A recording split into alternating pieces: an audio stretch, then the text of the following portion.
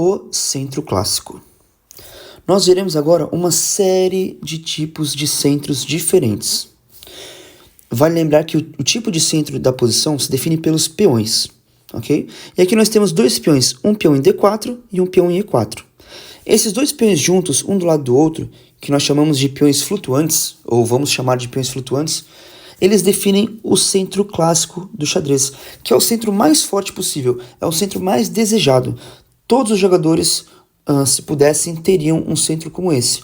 E eu vou explicar por quê. Por que ele é tão bom? Porque ele é o melhor centro do xadrez. Primeiro eu vou pintar aqui as casinhas. Pessoal, dessa linha verde para trás é o campo das brancas. Todo esse campo pertence às brancas. As brancas vão ocupar, vão colocar suas pecinhas aí e tudo mais. Agora, tudo que está à frente da linha verde, vou colocar aqui em vermelho, né? Este é o campo das pretas. Então as peças pretas vão organizar suas peças da linha vermelha para cima. No entanto, graças ao centro clássico, que são peões defendendo o centro, essas 4 casinhas se tornam casas das brancas também, pelo fato que são peões defendendo. E os peões defendem, quando defendem uma casa, tornam aquela casa forte, protegida. Percebam que, por exemplo, essa casinha aqui de B5, o bispo está vigiando. Porém, não é uma casa dominada pelas brancas pelo fato de ser um bispo e não um peão. O bispo, ele está olhando ali naquela casinha, né? Mas ele não controla com a mesma força do peão. O peão, ele é o melhor defensor do xadrez. Sempre que um peão protege uma casa, chamamos aquela casa de casa forte, ok? E uma casa que não pode mais ser defendida por peões, uma casa fraca. Portanto, o centro clássico, ele ganha grande vantagem de espaço para as brancas. As brancas têm 4 casas a mais no campo do adversário. Alguns podem pensar assim, mas só 4 casinhas, isso já faz tanta diferença? Sim, faz muita diferença. Cada jogador no começo tem 4 linhas, né? São 32 casinhas. As pretas, por conta do centro clássico, agora tem apenas 28. Isso é uma perda de mais de 10%. E veja, não são quaisquer casas. São casas centrais, onde as peças pretas ficariam muito bem colocadas. Todos esses motivos fazem com que o centro clássico seja o centro mais forte do xadrez. Agora veremos um exemplo, dentre vários possíveis, onde as brancas, que normalmente, por começarem o primeiro lance, né, por iniciarem a partida, são quem normalmente lutam pelo centro clássico. Vamos ver um exemplo. Bom, agora nós veremos um exemplo da luta pelo centro clássico com um exemplo bem legal. Olha só, as brancas jogam com E4 e já colocaram um dos 2 peões, né? Falta só agora o peão de D4, então... Veja, no lance 2, dependendo, eu já consigo até pegar o centro clássico. A missão das pretas é não deixar a vida das brancas serem tão fáceis assim, né? Então, o lance mais comum aqui, para evitar o centro clássico, é o E5. O E5, ele controla aqui a casinha, então se o peão avançar, ele vai ser capturado, né? E olha que interessante, esse lance também é legal, porque quem sabe um dia as pretas não tentam o centro clássico, né? Porque existem outras variantes, por exemplo, essa defesa aqui chamada defesa siciliana, C5, que também defende o peão em D4, né?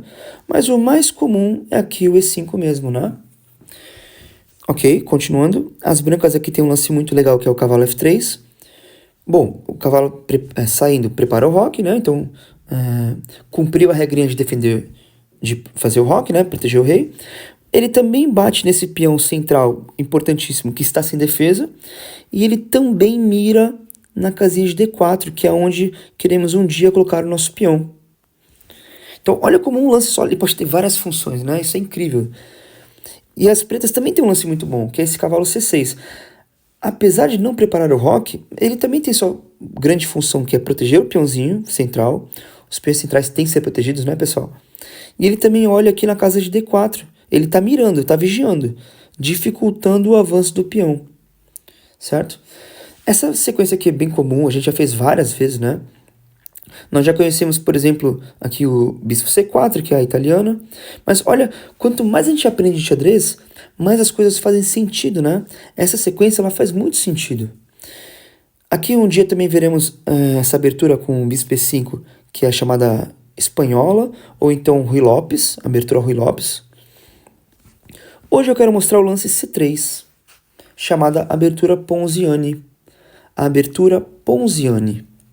A ideia dela é lutar diretamente pelo centro clássico. A ideia aqui é jogar o peão em D4.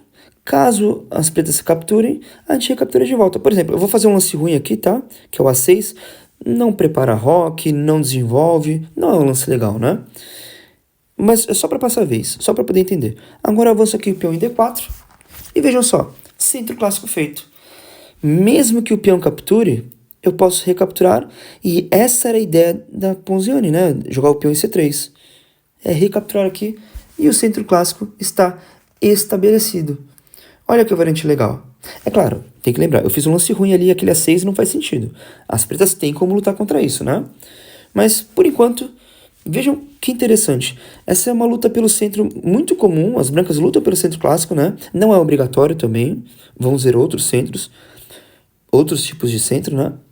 Mas aqui vocês viram a abertura Ponziani, ela luta pelo centro clássico. Bastante interessante, né?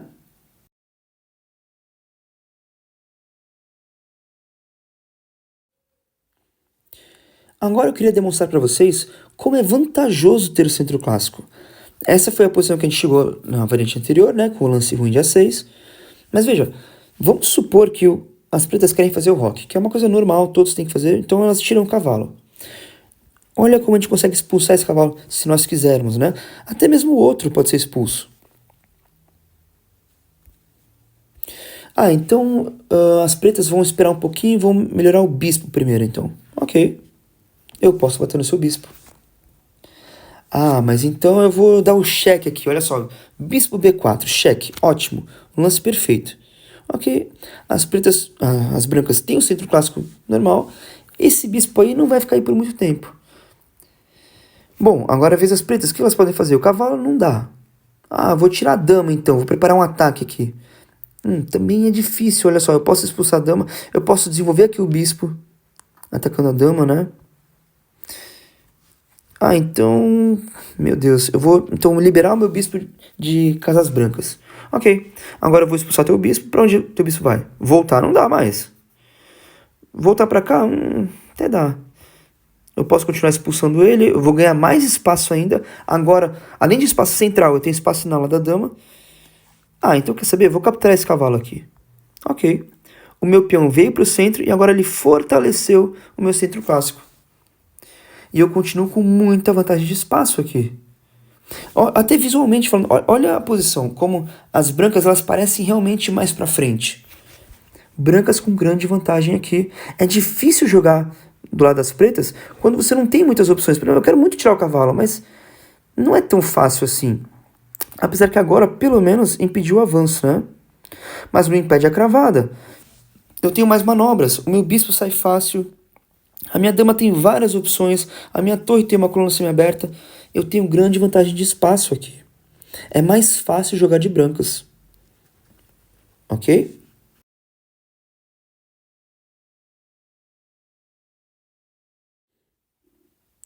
Agora eu inverti o tabuleiro para a gente olhar de pretas, né? O que eu posso fazer se eu, infelizmente, deixei o meu adversário pegar o centro clássico? O que eu faço? Pessoal, é muito importante você lutar contra ele, você tentar quebrar esse centro clássico. Por exemplo, um lance aqui bem interessante talvez seja o peão em D5. Por quê? Eu forcei agora uma decisão das brancas. Ou elas capturam, caso capturem, eu ainda tô com problemas aqui, porque, por exemplo, o cavalo vai me atacar, eu vou ter que fugir e tal. Mas pelo menos, nessa variante, eu quebrei o centro clássico. Eu já não vou sofrer tanto mais com espaço como antes. Claro que as brancas não são obrigadas a capturar, elas podem avançar. E olha como o peão está avançado. Eu tô com pouco espaço aqui, mas eu quebrei o centro clássico também. O centro clássico é quando os peões estão um do lado do outro. Na formação que a gente viu antes, chamada de peões flutuantes. Um peão do lado do outro. Flutuantes porque eles podem avançar no futuro. Aqui eles avançaram de fato. Então quebrou a estrutura. Agora a minha meta vai ser um dia, eu vou ter que fazer o rock e tudo mais, mas um dia eu tenho que ainda quebrar esse centro, ele não foi quebrado completamente. Um dia eu preciso tirar esse cavalo daqui para poder avançar esse peão e atacar o centro com os meus peões, né? Eu preciso quebrar esse centro de fato. Então aqui esse lance C5, ele é um lance importante no futuro, para poder combater o centro do adversário. destruir, ele desaparecer, né? Então, o centro clássico se combate atacando o centro com peões, ok? Vamos ver mais um exemplo. Vejamos essa posição que é bem interessante, que nasce da abertura Ruy Lopes, onde as brancas já pegaram o centro clássico. Ela é uma posição bem comum, assim, tem milhares de jogos entre profissionais nessa posição. Existem várias ideias, mas olha uma das ideias mais comuns das pretas aqui, a vez das pretas, né? Elas pretendem pegar esse peãozinho de C7 e jogar para C5 para atacar o centro clássico. Bom, mas tem um cavalo na frente. O cavalo sai para A5, atacando o bispo bom, né? Por isso as brancas normalmente defendem esse bispo. Ele é muito útil no ataque, né, tal. Mas o cavalo então saiu na hora certa e agora dá para jogar ali o peão contra-atacando o centro. Esse é um peão, vale lembrar, ele não é um peão central, né? Ele é um peão adjacente ao centro. Então ele é um avanço muito bom e agora as brancas vão ter que se decidir. Vai capturar um peão central, vai avançar ganhando espaço, mas fechando um pouquinho a posição, né? Manter o centro clássico não dá, porque se não fizer nada, aí as pretas vão capturar. Apesar do peão da Ponziani capturar de novo, tem mais um aqui depois que vai quebrar tudo, né? Então o centro, ele vai ser quebrado aqui. As brancas vão ter que tomar uma decisão. Normalmente se avança aqui, tá? Mas cada um tem suas ideias. Avançar mantém uma vantagem de espaço, né? Esse peãozinho aqui controla duas casinhas. É interessante também. Fecha a diagonal do bispo, esse cavalo não pode voltar para cá. Tem suas vantagens, mas não é mais centro clássico. O centro clássico tem que ter os dois peões flutuantes aqui em E4 e D4, né? Então é isso, pessoal. As brancas devem lutar pelo centro clássico, normalmente são elas que lutam, e caso aconteça do adversário pegar o centro clássico, ataca ele com peões, que é a melhor solução. Normalmente é assim que se resolve o problema, ok?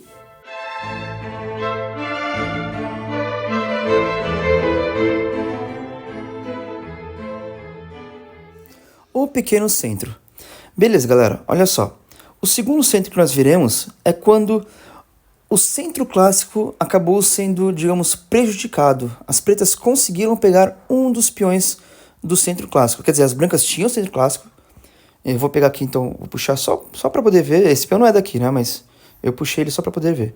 Existia aqui um centro clássico. Só que certamente ele foi trocado pelo peão de D. Ok? Houve essa troca. Ou seja, as brancas contra-atacaram os nossos peões centrais e não teve jeito, acabou tendo uma troca, sobrando apenas um dos dois peões do centro clássico, enquanto as brancas têm um peão adjacente. É importante notar que é isso aqui, o peão tem que estar na coluna adjacente do peão do adversário, né? Cada peão tem que estar numa coluna diferente. Se esse peão estivesse na mesma coluna do peão das brancas, teria outro nome esse centro que nós vamos ver mais pra frente, ok? Poderia ser também assim, olha só. Isso daqui também é o pequeno centro. Deveria haver um peão aqui, porém ele foi trocado pelo peão das pretas, certo? Nós vimos anteriormente que o melhor centro de todos é o centro clássico. Porém, às vezes é difícil manter o centro clássico porque o adversário ele vai combater, né? Ele tem peças para isso. Se você não conseguir manter o centro clássico, pelo menos tente manter o pequeno centro. Porque o pequeno centro, ele ainda controla duas casinhas do campo do adversário, né? Não é aquela maravilha de controlar 4 casas centrais, né? Mas ainda existe uma vantagem de espaço aqui. É só ver, né, que o peão das brancas avançou 2 casas e o peão das pretas avançou apenas uma.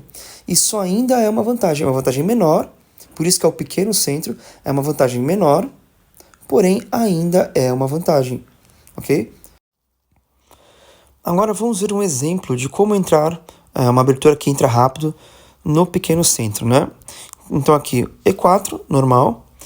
Antes nós tínhamos visto as defesas com E5, que são normais, para evitar que as brancas peguem o centro clássico, né? Mas aqui eu escolhi a defesa francesa, que se joga E6, onde as pretas, elas falam assim, pega o centro clássico, eu até quero que você pegue o centro clássico, porque a estratégia agora é jogar D5, contra-atacando os peões centrais, tentando quebrar o centro clássico. Eu escolhi aqui a variante com o cavalo C3, tem outras também, tá? Essa é a linha principal. Agora as pretas capturam e cavalo captura. E vejam, um peão aqui em D4 e outro peão aqui em E6. Temos o pequeno centro. As brancas acabaram perdendo o centro clássico, ok, mas elas ainda têm vantagem de espaço, ok? Agora, para finalizar o tema pequeno centro, vamos olhar pela perspectiva das pretas, como se você estivesse tendo que lidar com o pequeno centro. Porque pode acontecer nos seus jogos, né? Pode acabar caindo assim. E como combater essa pequena desvantagem? Porque, veja, apesar de não ser tão grande como a vantagem do centro clássico, as brancas ainda têm vantagem no centro, tá? Então seria importante você tentar acabar com essa vantagem, para poder igualar o seu jogo, né? E como é que a gente faz isso? Vamos dar uma olhadinha, mas é bem simples, tá? A ideia é a mesma do centro clássico, é usar os nossos peões adjacentes para bater nos peões centrais. Então, por exemplo, aqui eu consigo até usar o peão central, mas não é o... Assim, pode ser, às vezes vai ser necessário esse peão, mas o ideal seria o peão lateral aqui, o peão adjacente de C. Porque assim a gente preserva o nosso peão central, né, pessoal? Esse peão aqui, ele tem seu valor, claro, mas o peão central, ele vale mais. Ele controla o centro um pouquinho, pelo menos, né? Quem sabe um dia ele não avança e faz o controle central mais forte, né? Então aqui o ideal seria jogar o C5. Não agora. Agora ele morre pro cavalo, né? O cavalo captura de graça. Mas a gente pode preparar. Aqui uma outra dica que é muito importante, muito importante. Sempre tentar reconhecer qual é o centro que a gente está jogando. Veja bem, se eu sei que esse peão aqui ele vai ser importante um dia no futuro para poder quebrar o pequeno centro, já não compensa tanto nessa posição jogar um lance natural que é o cavalo C6, que muita gente faria. Porque, veja só, você bloqueou seu peão, né? Alguns poderiam falar, mas aqui o cavalo, ele também ataca o peão central. Será que não é interessante? Nesse caso não, porque é bem fácil defender esse peão, né? E agora o cavalo ele ficou meio sem sentido aqui. Muito melhor seria o cavalo por dentro em D7. Olha que diferença. Em primeiro lugar, não bloqueou o peão, mas também, não só isso, ele ajuda o peão. Na hora que ele for lá para C5 para tentar combater o peão do pequeno centro, né? O cavalo está ajudando. Olha que interessante. Então, esse aqui é um lance sutil de quem sabe o que está fazendo. É muito importante sempre tentar entender o que está acontecendo. Ok? Isso vai demorar um pouquinho, exige certa prática, né? Mas um dia essa prática chega, contanto que você saiba o que está acontecendo, né? Eu estou aqui para te mostrar, para te ensinar. Talvez já dê para jogar esse peãozinho aqui, mas assim, eu recomendo primeiro fazer o rock, né? Faz o que deve ser feito, protege teu rei, né? E agora que tá tudo bem, talvez agora o C5 seja até mais forte. Você não tem problemas mais com seu rei no centro, né? E agora você passa a batata quente para as brancas, né? Elas decidem o que elas vão fazer. Vai capturar aqui o peãozinho? Vai avançar? Vai defender? Bom, é possível, mas olha a diferença. Agora esse peão aqui é um peão isolado. Ele controla bem o centro, dá vantagem de espaço para as brancas, mas ele por si só, esse peão já é uma desvantagem porque ele é isolado. E aí entra uma outra teoria, que é a teoria de jogar contra o peão isolado, que não vai ser nesse vídeo, né? Enfim, pessoal, o tema principal aqui era mostrar que o pequeno centro se combate assim como se combate o centro clássico, avançando peões contra os peões do adversário, especialmente os peões do centro expandido, né? Os peões adjacentes.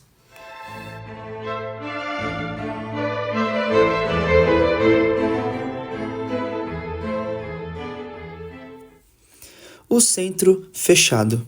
Centro fechado é quando os dois peões centrais dos dois jogadores estão vivos e eles se bloqueiam mutuamente, de modo que não tem o que fazer nesse centro. O centro realmente está completamente fechado, não existem rupturas, exceto dos peões adjacentes, né? Mas o centro em si, ele está completamente bloqueado, não há ações para se fazer por ali. O centro fechado possui uma característica diferente dos centros anteriores, porque ele gera espaço pelos lados e para ambos os jogadores. Percebam, eu coloquei setinhas aqui e eu vou até avançar um pouquinho. Eu fechei mais ainda o centro, né? Os peões se bloquearam mais ainda. É notório como as brancas têm espaço por toda essa região, a ala do rei. Como esse espaço aqui pertence às brancas, porque existe um escudo dos peões ali guardando essa região, né? Assim como as peças pretas, deixa eu mexer aqui, eu vou mexer a dama. Como toda essa ala da dama pertence às pretas. Ambos os lados têm espaços e normalmente o indicativo é acompanhar para onde os peões estão seguindo. Então veja que existe uma fila aqui de peões nesse sentido para a esquerda, né? Então é nesse sentido que as pretas devem jogar, porque elas têm mais espaço. Provavelmente é isso que a posição vai pedir. Assim como as peças brancas, os peões seguem nesse sentido para a direita. Então é nessa região que as brancas terão mais espaço. Centros fechados tendem a dar espaço para os dois lados. Isso é bastante interessante. Uma outra característica bastante própria do centro fechado é quanto mais fechado ele for, menos necessário é o roque. O rei ele se encontra mais ou menos seguro nessa região por aqui, porque não tem avanços aqui pela frente, né? Então o centro passa a se tornar um local mais seguro para o rei, às vezes até mais seguro do que no roque. Isso é bastante interessante, né?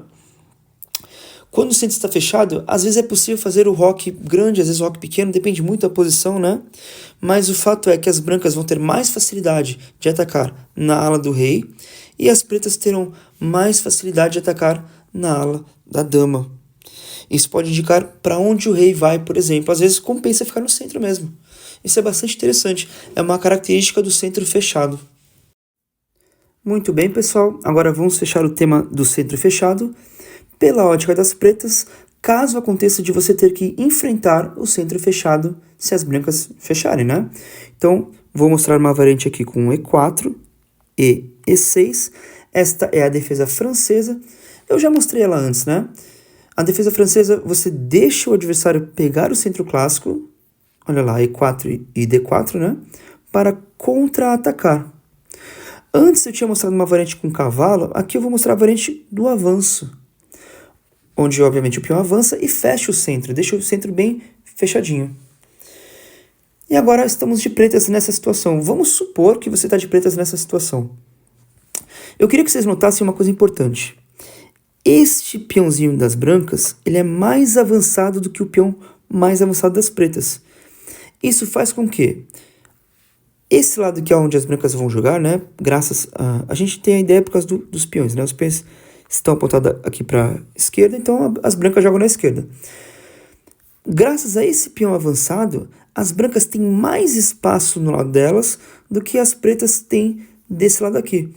Eu estou falando isso porque algumas pessoas poderiam pensar assim, olha, não sei se eu quero combater o centro, eu vou jogar aqui pelo meu lado e coisa e tal. Porém, esse centro ele é vantajoso para as brancas, tá? Porque elas têm mais espaço onde elas querem jogar do que as pretas têm espaço onde elas querem jogar. Então, vale a pena tentar quebrar esse centro também. E como é feito isso? Com os peões adjacentes. E, pessoal, vai ser sempre assim, tá? Como é que eu ataco peões? Só pode ser com peões também, né?